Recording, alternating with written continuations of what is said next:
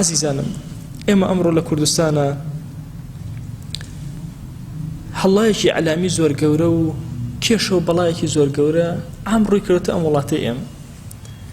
ئێمە لەم کوردستانە ئەژین ئەمە یەکەم جارمان نییە گوێ لە دیعایە و هەڵای ئەعلام بگرین و ئەعلام شت لە خۆی گەورەتر ئەکە بەڕاستی یەکێک لە گرفتەکانی ئەم کۆتایانەی ژیانی ئێمە بریتیە لەوەی کە ئیعلامێکی ناسادق و درۆزن و بێسیقە و بێمتمانە و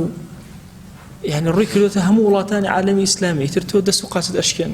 ئەلەم وڵاتی ئێمە دیقەت بدەن چەند مریشک و قەل و قازی خەڵکیان فەوتان بە درۆژ هیچیش نەبوو ئێستش ئێمە لە بەردەم عینەن دیعایاتێکی زۆری گەوران وای لێکردن خەوف و قەلەقی تیا دروست کرد بەخوا یەقینە بەخوا هەبێ جل جەلالوه ئیبراهیم ئاسا ئەچیتە ناو ئاگر و ناسووتی والله یەقینت هەبێ لەگەڵ خوا جل جەلالوه ئەبەد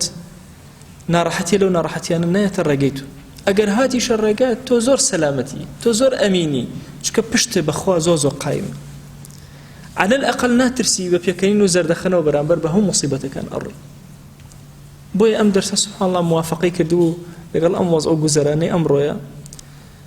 پێم خۆش بوو هەروەکو ئیشارەتێک چکە زۆرتان لەسەر ئەو بابەتە بیستووە نامەوێت درێژەی بدەمێ ئەوەی کە گرنگە بە نیسبەت ئێمە موسڵمانەوە پشت بەستنمان بەخوا ڕزگارکەرمانە لە هەموو ناڕەحەتی و تەنگ و چەڵەمەیەک ناڕەحەتی مادیە ناڕەحەتی نەفسیە ناڕەحەتی صحەتە لەش ساغیە هەر جۆرێک لە جۆرەکانی ناڕەحەتی هەیە ئێمەی ئیماندار لەگەڵ خۆیە کە ژیان ئەبەینە سەر نەک زەوی ئێمە کەون و کائینات هەمووی بەدەستی ئەوە بۆیە دڵمان تەسلیمەکەین بەو عەقڵ و شعور و هەستەکانمان هەمووی تەسلیمەکەین بەخوا لێ ئەپاڕێنەوە لێ ئەڵاڵێنەوە ئەڵێن یا ڕەبی پەروەردگارە